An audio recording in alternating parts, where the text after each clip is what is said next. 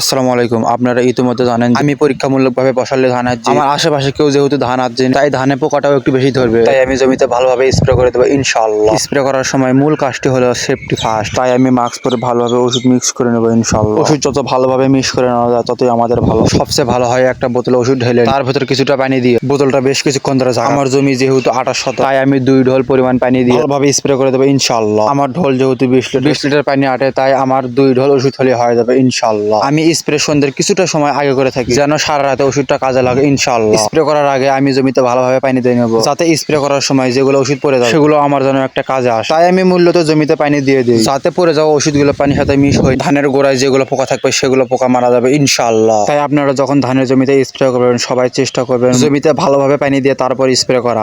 এতে করে অনেকটাই বেশি উপকার হবে ইনশাআল্লাহ। যেহেতু অল্প কিছুক্ষণ পর মাগরিবে আযান দেবে, তাই আমি চেষ্টা করতেছি খুব দ্রুত যেন স্প্রে করাটা শেষ হয়ে যায়।